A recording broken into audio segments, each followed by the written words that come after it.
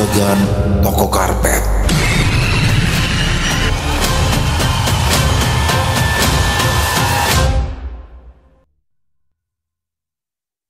Lelaki tua itu terbaring di atas ranjang. Sebuah selimut tipis menutupi tubuhnya yang tampak semakin kurus. Nafasnya tak teratur. Dari sudut bibirnya mengalir darah segar yang baru saja keluar bersama batu keras barusan. Rumi duduk di samping ranjang. Tangan kanannya menggenggam kain bersih yang dibasahi air hangat. Dengan hati-hati, ia mengusap darah yang membasahi dagu bapaknya. "Abah, tenang saja dulu ya. Jangan dipaksa bicara, bisik pelan." Di sebelah ruangan, Paman Mahfud duduk di atas kursi plastik. Di hadapannya ada gelas kaca berisi air bening yang diletakkan di atas nampang rotan. Mulutnya Tanti melafalkan ayat-ayat pendek, sesekali diselingi hembusan nafas ke arah air. Paman Mahfud, adik dari Pak Thohir, sudah datang sejak pagi. Dia bukan ustadz, tapi sejak muda terbiasa dipanggil para tetangga untuk mengobati kerabat mereka yang terkena penyakit non-medis. Rumi memintainya datang karena merasa keadaan bapaknya semakin memburuk. Selesai membaca doa, Pak Mahfud membawa gelas ke arah Rumi. "Minumkan Abah, pelan-pelan saja." Rumi mengangguk pelan, tangannya sedikit gemetar saat menyodorkan gelas itu ke bibir bapaknya. "Bah, ini banyu yang sudah didoakan Paman Mahfud. Coba minum sedikit. Mudah-mudahan batuk Abah sedikit berkurang."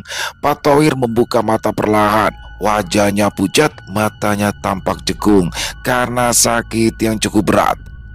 Menggunakan sisa tenaga, dia segera membuka mulut. Rumi menyentuhkan gelas ke bibirnya yang kering, membantu bapaknya minum 1, 2, 3 teguk. Sudah cukup, Rum." Pak Thohir sedikit tersedak. Untungnya kali ini tak ada lagi darah yang keluar. Rumi sedikit lega melihat bapaknya bisa bernafas tanpa terengah-engah. Ya, sudah seminggu ini Pak Thohir batuk darah. Mereka sempat membawanya ke rumah sakit dan dirawat 2 malam. Tapi setelah hasil pemeriksaan keluar, dokter mengatakan tak ada yang serius. Kelelahan katanya. Mungkin karena faktor usia atau juga karena banyak pikiran. Hanya saja Rumi curiga, ini bukan karena kelelahan. Bapaknya juga kehilangan nafsu makan, tubuhnya kurus drastis, bahkan setiap malam badan Pak Thohir menggigil meski sudah dibungkus oleh selimut. Ibunya sendiri sudah meninggal 5 tahun yang lalu. Sejak itu, sesekali Rumi dan suaminya menginap bersama Pak Thohir di rumah yang terletak di pinggir kota dengan 2 kamar, dapur dan ruang tengah yang difungsikan sebagai tempat istirahat.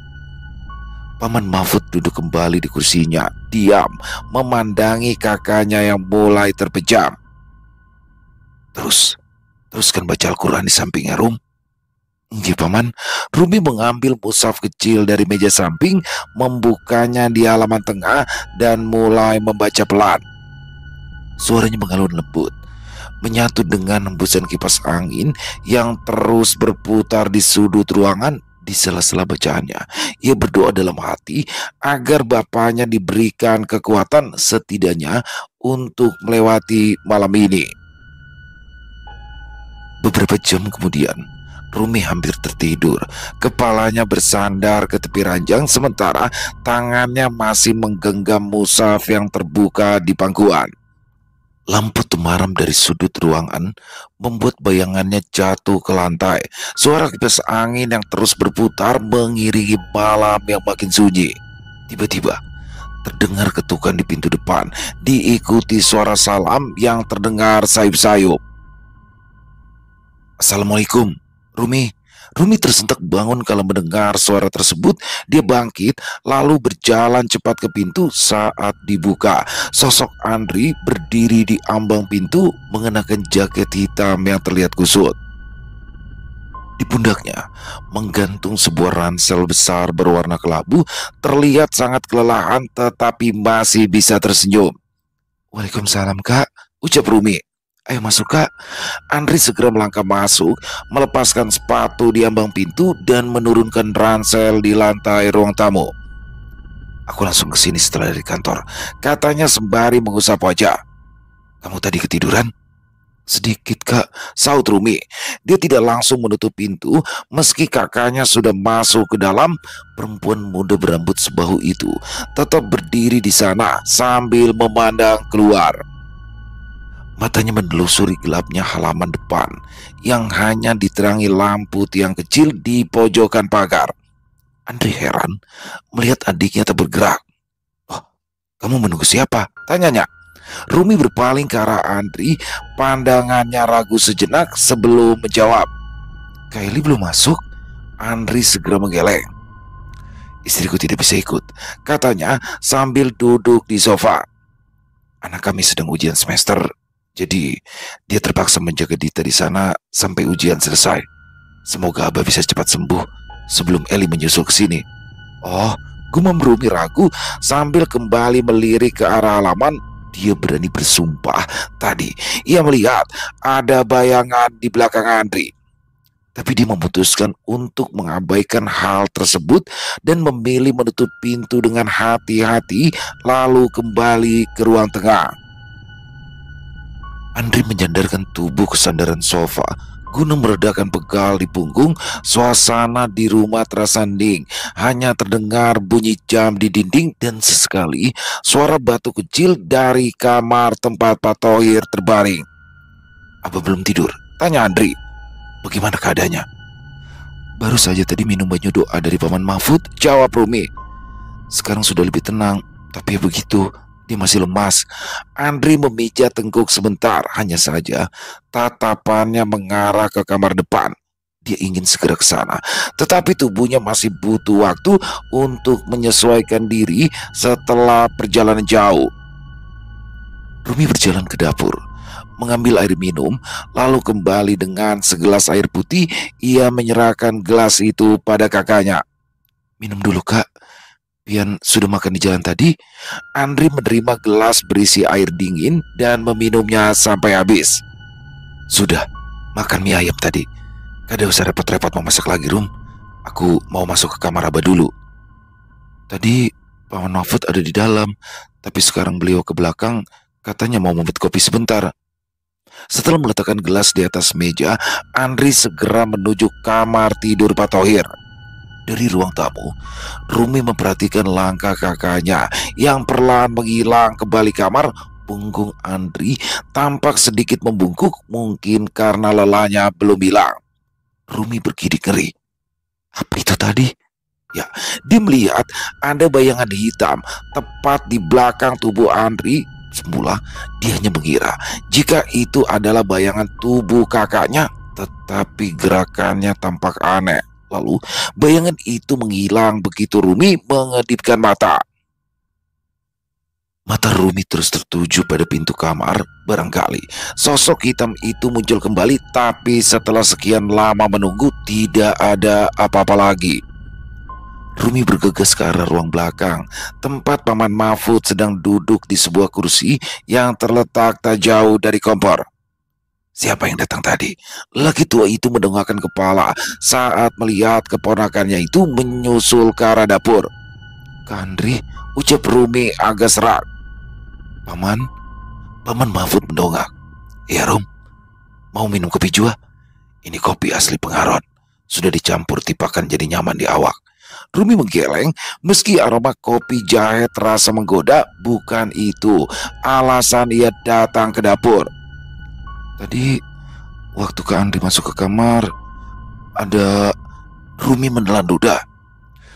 Tadi Ulun ada melihat bayangan masuk di belakangnya, tapi bukan bayangan tubuhnya sendiri. Wajah Paman Mahfud berubah, kerutan di dahinya dalam seketika bertambah.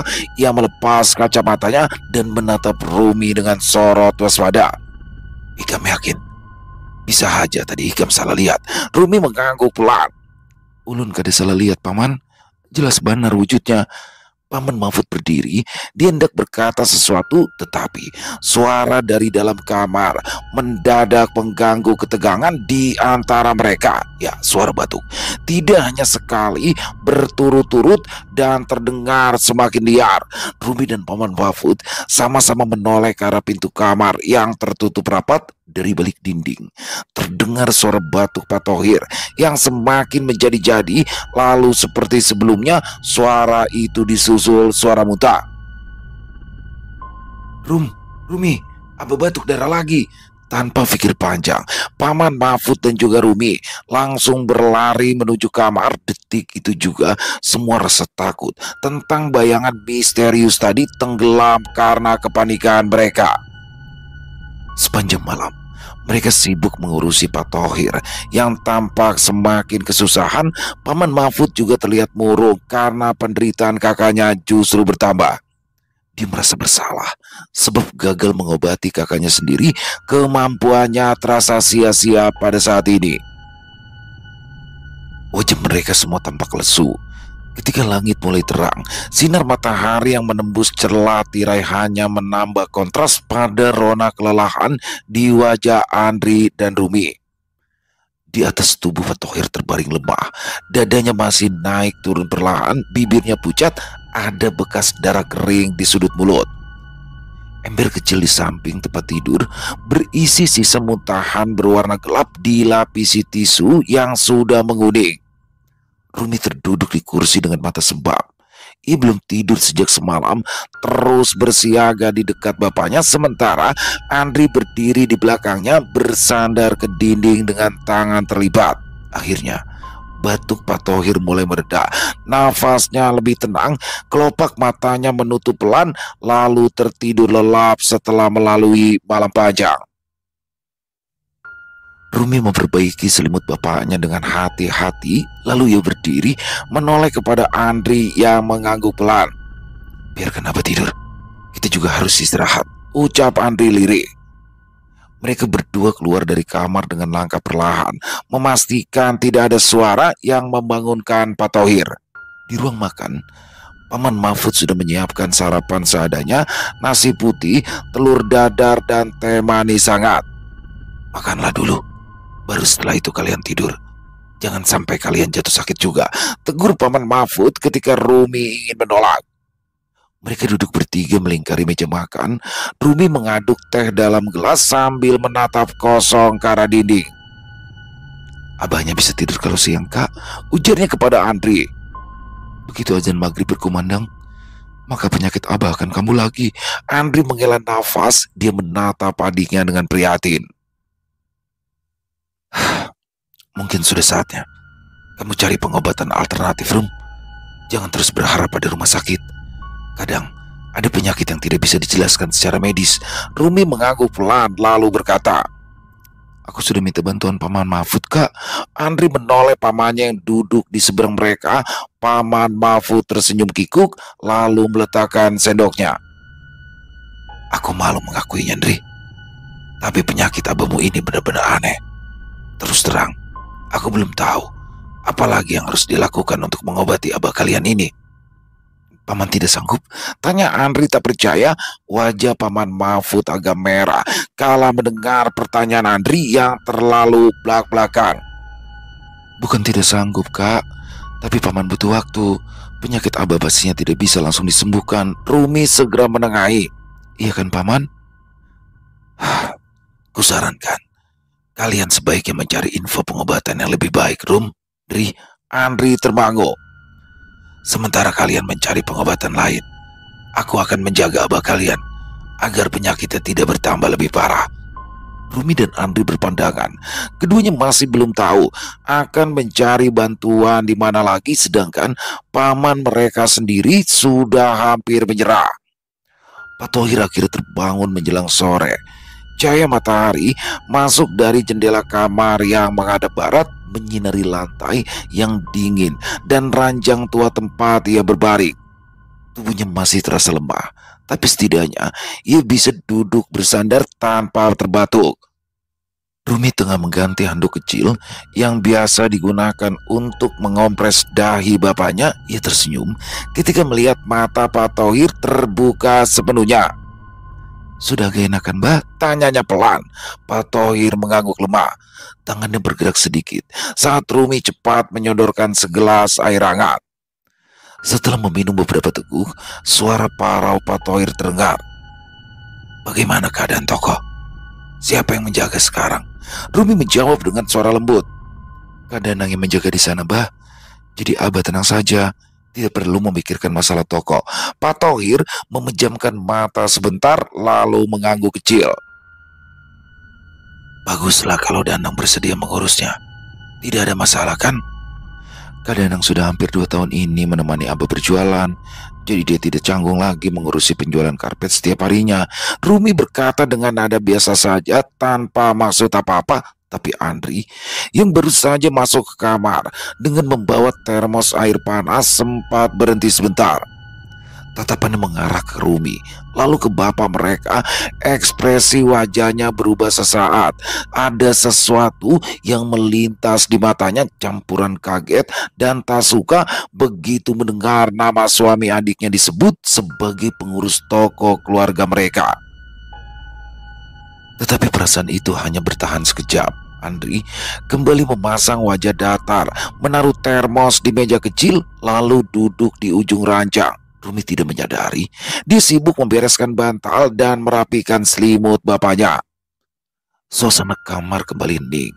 Hanya terdengar nafas berat dari Pak Tohir dan suara burung dari luar. Andri menyandarkan punggung ke dinding. Kedua tangannya terlipat di depan dada. Matanya memandangi langit-langit kamar seolah sedang mengingat sesuatu. Tiba-tiba suara ketukan terdengar dari arah depan rumah. Rumi spontan berdiri. "Siapa yang datang?" gumamnya sambil melangkah keluar kamar.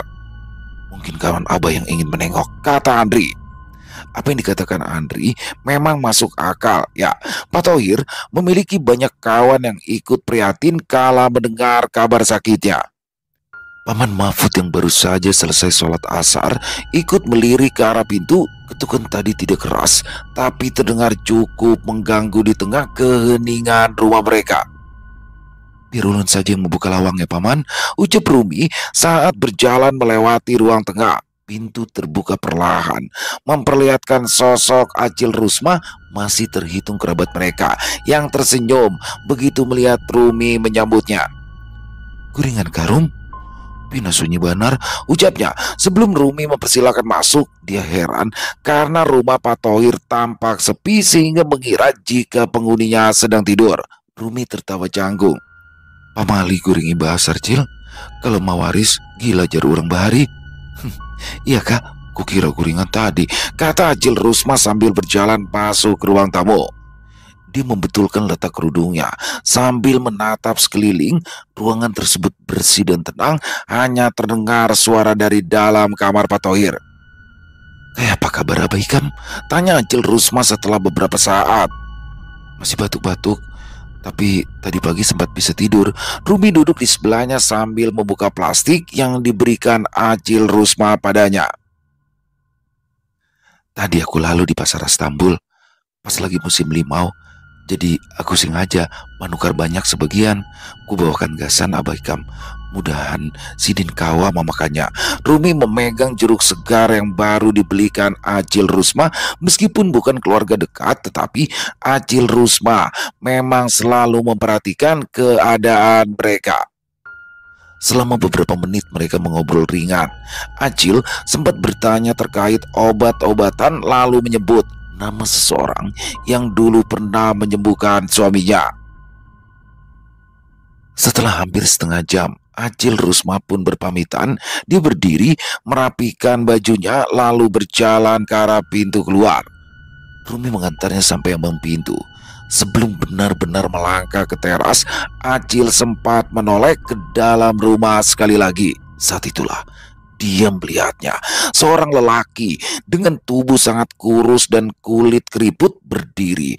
Di dekat mereka duduk tadi, dia hanya memakai celana pendek lusuh, terlihat darah mengalir dari hidung, mata, telinga, dan juga mulut. Mata Acil Rusma membelalak lebar, tubuhnya sontak mundur selangkah. Acil, panggil Rumi heran. Ia menoleh ke arah yang diperhatikan oleh Acil Rusma, tetapi ia tidak melihat apa-apa di belakangnya. Pian melihat apa, Cil? Acil Rusma cepat-cepat mengalihkan pandangan. Kedada, kedada apa-apa. Rumi memperhatikan wajah Acil Rusma yang tampak pucat. Darahnya berdesir karena sadar yang dilihat Acil Rusma itu tentu bukan hal yang biasa. Aku balik dulu, Rum. Sampaikan salam ke Abah Ikam ya. Acil Rusma menunduk kemudian berjalan cepat melewati halaman rumah tanpa menoleh lagi. Langkahnya tergesa-gesa, nyaris berlari kecil agar bisa segera menjauh. Rumi berdiri di depan pintu.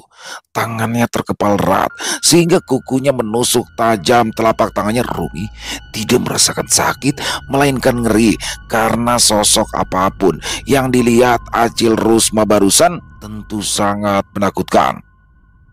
Bulu roma Rumi berdiri ketika merasakan angin dingin di punggungnya. Rumi tidak berani bergerak. Mendadak saja dia teringat bayangan yang dilihat tadi malam. Sementara itu, Acil Rusma baru berhenti. Setelah tiba di rumahnya, dia membuka pintu pagar sambil memanggil suaminya yang sedang duduk di beranda. Bah, abahnya Sita, panggil dengan suara terengah-engah. Suami Acil Rusma menoleh heran. Ada apa? Bisa saya anjing Kak Ikam? Acil Rusma meneguk teh di gelas suaminya sampai habis. Setelah nafasnya sedikit lebih tenang, ia baru berkata, tadi aku ke rumah Pak Tohir, tapi tahulah Pian. Apa? Ada hantu.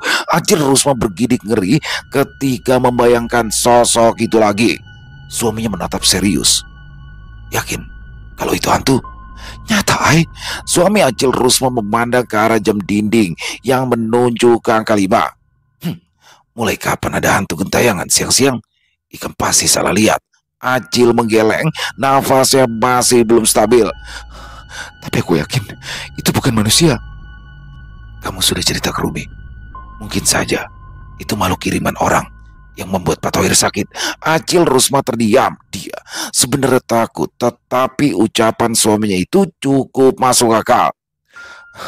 Besok pagi saja aku beritahu Rumi, putusnya sambil bergidik sekali lagi. Benar saja, keesokan harinya Rumi sedang berbelanja ketika telepon genggamnya bergetar. Panggilan dari Acil Rusma membuat Rumi keheranan. Halo, siapanya? Rum, aku mau cerita tentang apa yang kulihat kemarin, ucap Acil Rusma cepat. Rumi segera menepi ke depan salah satu toko yang belum buka. Dia bisa menduga apa yang akan dikatakan Acil Rusma, tapi tetap saja ia bertanya. Apa itu, Cil? Aku melihat hantu. Acil Rusma berbicara dengan nada melengking sehingga menusuk gendang telinga Rumi. Rumi menjauhkan ponsel agak jauh dari telinga. Suara pasar yang semula riuh tiba-tiba seperti menghilang di telinganya. Dia teringat betul kemarin saat Andri baru datang, ada bayangan gelap di belakang kakaknya. Wujudnya seperti apa? Acil Rusma segera menjelaskan ciri-ciri makhluk yang dilihatnya kemarin. Setiap patah katanya membuat Rumi semakin ketakutan. Terima kasih, Cil. Nanti aku ceritakan ke Paman Mahfud. Maaf ya, Rum. Aku baru berani bicara sekarang karena kemarin aku sangat ketakutan. Iya, Cil. Aku paham. Mereka berdua pun mengakhiri panggilan. Setelah menutup telepon, Rumi buru-buru menyelesaikan belanjaannya. Dia membayar beberapa ikat bayam, 2 bungkus tahu, dan sebungkus cabai rawit. Hatinya tidak tenang saat memasukkan belanjaan ke dalam kantong plastik. Terlebih lagi, pagi ini langit berubah mendung, pertanda hujan sebentar lagi akan turun. Untungnya, warung tempat ia berbelanja tidak terlalu jauh dari rumah. Rumi pun mempercepat langkah pulang melewati jalan sempit yang diapit pagar bambu dan pohon flamboyan. Saat hampir sampai di tikungan terakhir menuju rumah, kakinya tersandung batu kecil yang tersembunyi di bawah rumput. Tubuhnya oleng, kantong belanja di tangannya terlepas. Rumi jatuh terduduk di atas jalan. Bayam, tomat dan tahu belanjaannya sampai jatuh berserakan, sebagian terlempar hingga ke selokan kecil di pinggir jalan. Ya Allah, diseru Rumi sambil beringis. Tangannya menyentuh lututnya yang lecet. Untung tidak ada luka yang lebih parah. Dia merangkak untuk kembali mengumpulkan sayurannya, tapi tiba-tiba saja tubuhnya membeku. Ya, dia melihat sosok yang baru saja diceritakan oleh Acil Rusma. Tepat di depan rumahnya ada sosok laki-laki tua berdiri memandang ke arahnya. Wajahnya tidak jelas, tetapi tubuhnya yang kurus kering terlihat janggal di sana. Sosok itu berdiri nyaris menempel pada bahu Andri yang sedang berjalan menuju arahnya. Andri tampaknya tidak sadar jika ada sosok mengerikan berdiri begitu dekat dengannya. Rumi panggil Andri. Begitu melihat adiknya terduduk di jalan, ia bergegas menghampiri tergesa-gesa. Kenapa bisa jatuh begitu? Rumi masih menatap ke samping kakaknya. Sampai matanya tak kunjung berkedip, Andri segera berjongkok di sebelahnya membantu mengumpulkan sayur yang berjatuhan. Apa yang kamu lihat? Tanyanya pelan. Kenapa diam saja? Rumi menggeleng. Sosok itu sudah hilang begitu Andri berada di dekatnya. Bukan apa-apa, katanya cepat meskipun suaranya gemetar. Andri meraih tangan adiknya, hendak membantunya berdiri, namun ia langsung mengernyit. Tanganmu dingin sekali. Kamu sakit? Sepertinya iya, mungkin karena kurang istirahat. Andri membantu adiknya bangun. Dia berencana menggandeng tangan Rumi, tetapi perempuan itu menepisnya dengan cepat. Aku sudah besar, Kak. Tidak perlu digandeng lagi. Andri yang tadinya ingin marah karena niat baiknya ditolak Rumi jadi merasa geli. Kamu itu adikku. Biarpun kamu sudah menikah, tetap saja kau terlihat seperti anak-anak di mataku. Rumi memukul bahu kakaknya sampai Andri tertawa keras. Dia berjalan dengan tertati-tati tapi masih menolak untuk digandeng Andri. Andri menemaninya masuk ke dapur, membantu menyusun bahan-bahan di atas meja, tetapi Rumi semakin tampak canggung karena tidak terbiasa menyembunyikan sesuatu dari kakaknya. Saat memotong sayuran, Rumi jadi punya alasan untuk bertanya tanpa memandang wajah Andri. Dia menarik nafas dalam. Kak, Andri menoleh. Ya, boleh aku tanya sesuatu?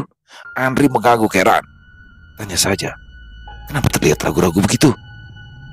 Tadi, waktu aku jatuh di depan rumah, aku melihat ada sosok laki-laki berdiri di samping kakak. Tapi kakak tidak merasa ada yang aneh. Wajah Andri langsung berubah. Dia menatap adiknya sejenak, kemudian memalingkan pandangan. Aku tidak melihatnya, jawab pelan. Tapi kemarin malam, saat aku pulang ke sini, memang ada kejadian yang cukup aneh. Apa? Rumi sampai berhenti memotong sayuran karena penasaran. Kamu tahu kan, aku kesini naik motor sendirian. Rumi mengiyakan. Nah, sepanjang perjalanan itu, motorku rasanya berat sekali. Aku sempat menoleh ke arah spion, tapi tidak ada siapa-siapa. Rumi menggigit bibir bawahnya karena merasakan tengkuknya kembali dingin. Ia tidak mau mendesak, tetapi hatinya sangat penasaran. Lalu Andri mengangkat bahu. Ya, aku pikir awalnya itu hanya perasaanku saja. Tapi sekarang, setelah kamu bercerita tentang sosok itu, aku jadi ingat lagi. Sebenarnya ini bukan pertama kalinya, Kak. Andri langsung berdiri tegak. Maksudmu? Rumi segera menceritakan apa yang dilihatnya pada malam pertama kedatangan Andri. Dia juga mengulangi apa yang diucapkan oleh Acil Rusma saat ia berbelanja tadi. Jangan-jangan ada yang menempeli badanku, Rum. Kalau begitu sebaiknya Kamu ke Paman Mahfud, minta dibersihkan. Siapa tahu memang ada yang ikut sejak kemarin malam. Adiknya itu menyarankan agar Andri meminta bantuan pada paman mereka. Andri mengangguk. Ya, benar juga. Ide bagus. Tidurku pun kurang nyenyak sejak sampai di rumah ini. Rasanya seperti ada yang terus mengawasi. Kita nggak boleh diam aja, Kak. Takutnya nanti berimbas ke Abah. Masalah ini harus kamu bereskan secepatnya. Ya, nanti sore aku akan menjemput Paman Mahfud di rumahnya sekaligus minta dibersihkan. Andri sendiri ngeri kalau ia benar diikuti oleh makhluk halus. Rumi merasa dadanya sedikit lapang. Setelah mendengar keputusan kakaknya, dia tidak tahu apa yang sebenarnya mengikuti kakaknya itu, tapi yang jelas sosok itu sangat menyeramkan. Menjelang maghrib, langit mulai berubah warna. Cahaya matahari memudar perlahan, tergantikan semburat jingga keemasan yang menyelinap lewat sela pepohonan. Suasana di dalam rumah Pak Tohir tampak hening. Hanya terdengar suara detak jam dinding dan nafas berat dari lelaki tua yang terbaring lemah di ranjangnya. Andri bersiap pergi. Ia mengenakan jaket dan mengambil helm dari gantungan di dekat pintu. Aku pergi ke rumah paman dulu, katanya sambil melirik ke arah kamar bapak mereka. Rumi mengangguk tanpa berkata apa-apa. Ia sedang menyuapi Pak Tohir perlahan. Bapaknya hanya membuka mulut sedikit demi sedikit. Tangannya lemah, bahkan untuk memegang sendok pun ia tak lagi mampu. Andri pergi setelah berpamitan pada Pak Tohir. Sementara itu, Rumi menghabiskan waktu 10 menit lagi untuk menuntaskan makan bapaknya. Dia segera membereskan mangkuk dan sendok ke dapur, lalu berjalan menuju kamar mandi. Selama mandi, pikirannya tidak tenang. Sesekali, Rumi menoleh ke arah belakang. Dia was-was. Dia takut jika bayangan laki-laki itu muncul di belakangnya. Tapi untungnya, tidak terjadi apapun. Sampai Rumi selesai mandi, ia mengenakan daster bersih dan handuk kecil untuk mengeringkan rambutnya yang basah. Saat melewati ruang tengah, dia melihat sepatu suaminya di dekat pintu. Pintu kamar bapaknya sedikit terbuka, dan dari celah itulah Rumi melihat Danang keluar perlahan menutup pintu dengan hati-hati seolah takut menimbulkan suara. Yang Rumi mendekat dengan heran. Kapan datang? Danang menoleh cepat lalu mencium dahi istrinya. Lumayan. Tadi aku datang waktu kamu lagi mandi. Kebiasaan buruk kamu tuh, tidak pernah mengunci pintu. Untung tidak ada orang jahat yang menerobos masuk. Aku lupa. Tadi kepanasan jadi buru-buru ingin mandi. Oke, berarti sekarang giliranku mandi ya, ucap Danang sambil melepas kaosnya yang basah berkeringat. Yang, kenapa tadi langsung ke kamar Abah? Tanya Rumi curiga. Loh, memangnya kenapa? Aku kan ingin menengok Abah. Apa itu salah? Danang bingung kalau mendengar pertanyaan istrinya. Rumi menjadi salah tingkah. Dia sendiri tidak paham kenapa ia bisa mempertanyakan hal konyol seperti itu. Bagaimana keadaan Abah? Masih sama seperti kemarin. Danang termenung sebentar.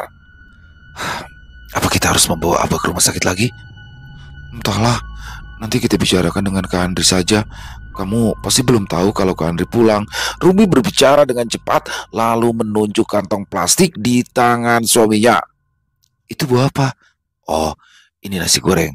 Aku beli di warung langganan kita. Kamu pasti capek kan menjaga Abah? Jadi malam ini tidak perlu masak lagi. Rumi tersenyum senang dan membawanya ke dapur. Danang menyusul ke dapur, menarik kursi dan duduk dengan tenang.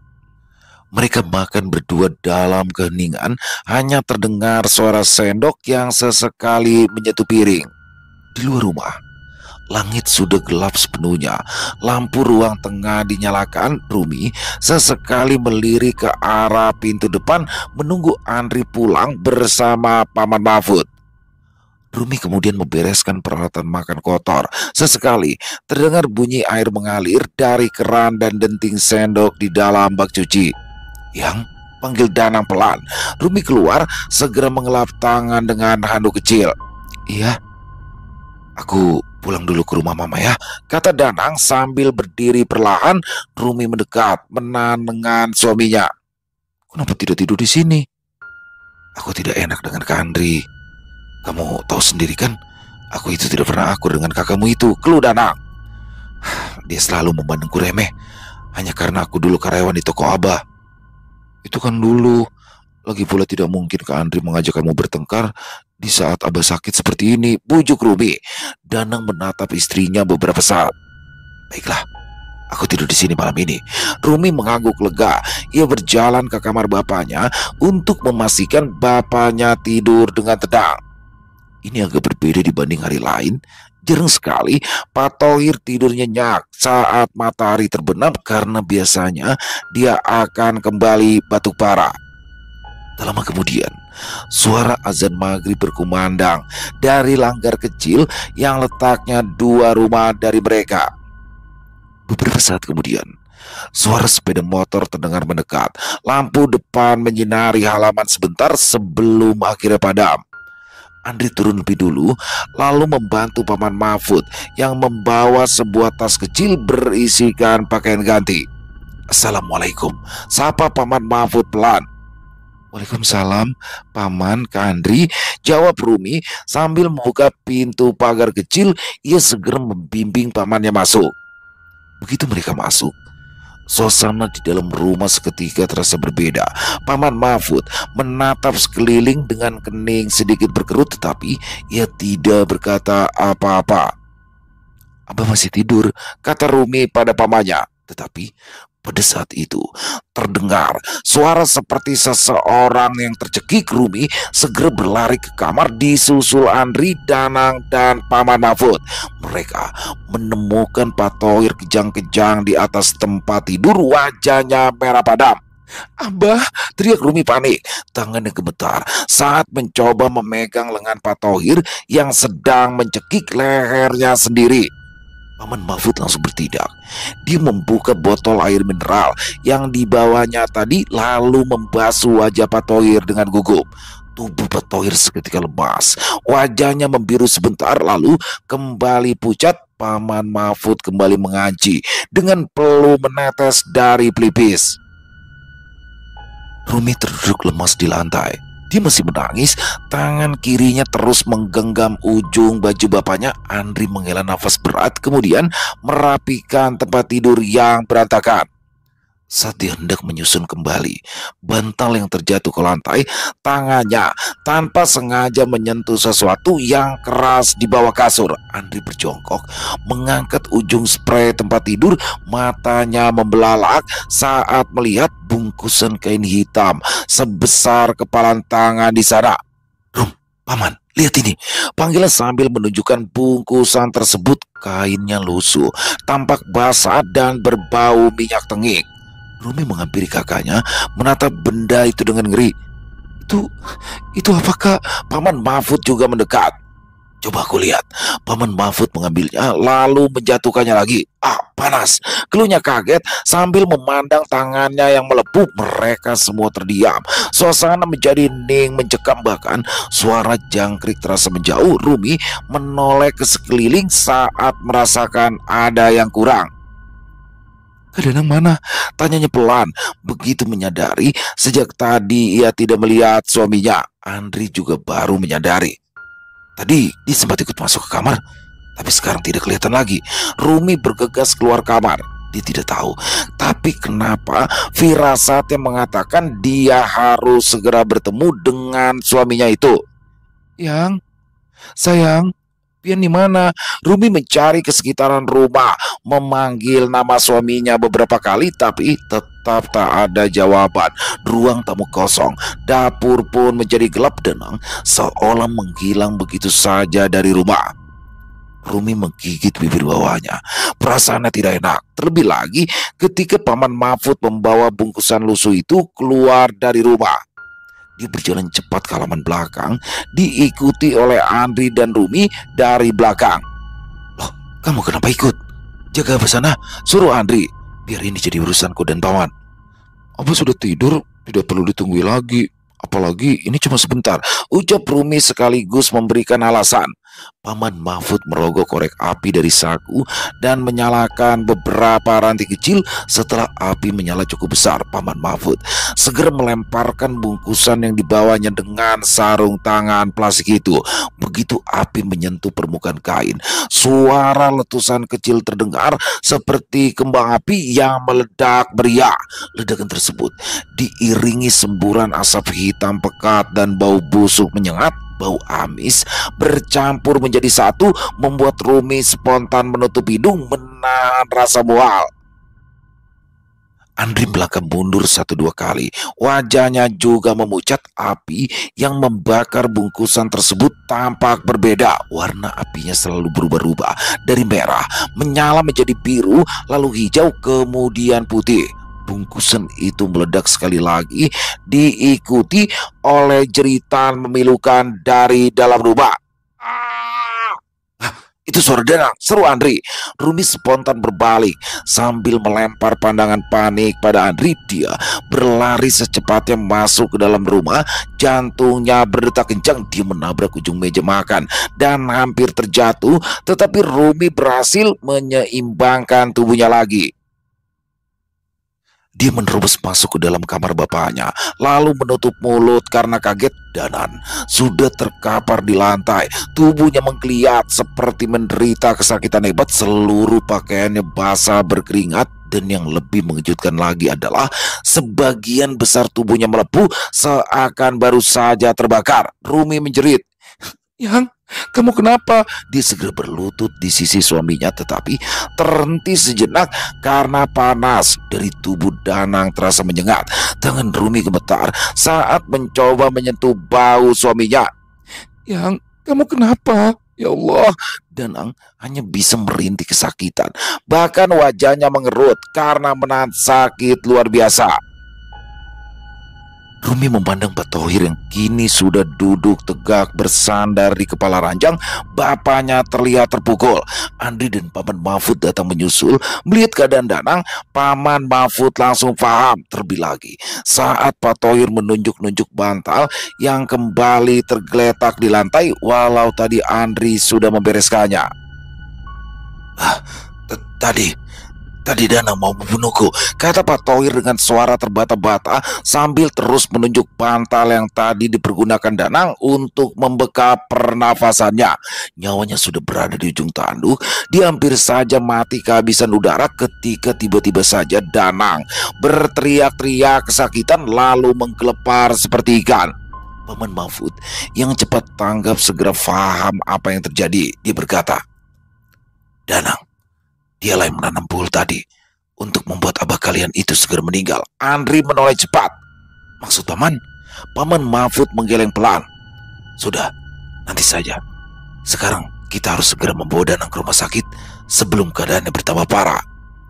Beberapa saat kemudian, mobil yang membawa Danang melaju kencang membelah jalan. Rumi duduk di kursi tengah, memangku tubuh suaminya yang terkulai lemas. Keringat dingin terus membasahi wajah Danang.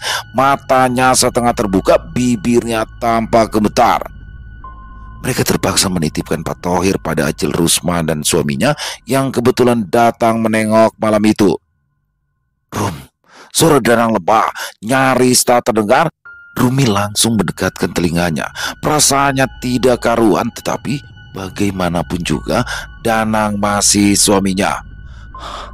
Aku minta maaf," bisik Danang. Aku yang mengirimkan guna-guna untuk menyakiti abah." Rumi tersentak. Dia sudah menduga, tetapi tetap saja terasa menyakitkan. Danan berusaha menggenggam tangan istrinya erat walau tubuhnya semakin lemah. Aku mau abah cepat meninggal supaya rumah dan toko itu bisa jadi milikmu dan milikku juga." Andri yang mendengar pengakuan Danang langsung menoleh. Wajahnya memerah karena marah. "Hei, apa katamu tadi? Kau ingin membunuh abah hanya karena mengharapkan warisan?" Danang tersengal. "Setelah itu, aku juga rencanakan hal yang sama untuk Andri." "Gila kamu," seru Andri dengan suara tertahan. Ia nyaris melompat dari kursi jika bukan karena Paman Mahfud yang menahan. Tenang Andri, lihat keadaannya," kata Paman Mahfud. Mobil melambat saat mendekati halaman rumah sakit. Paman Mahfud segera membuka pintu dan bersiap membawa Danang keluar. Namun sebelum sempat diturunkan, tubuh Danang tiba-tiba saja mengejang kesakitan. Yang sayang, Rumi memanggil panik, tapi tangan suaminya sudah terlepas dari genggamannya.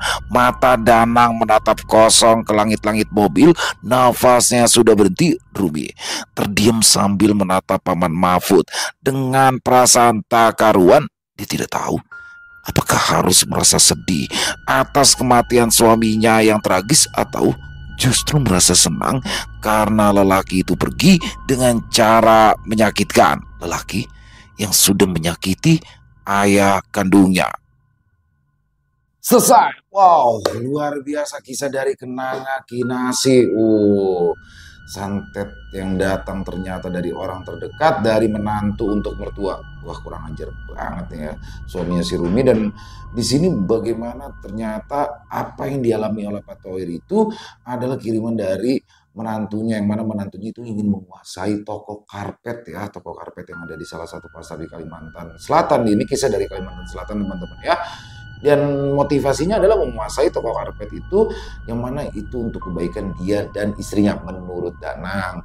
Tapi ya itu jalannya, caranya salah. Padahal kan juga pada akhirnya akan jatuh ke dia dong. Karena dia kan orang yang selama ini sudah membantu, yang mana dia adalah menantunya juga. Jadi kan untuk cucu dan anaknya juga.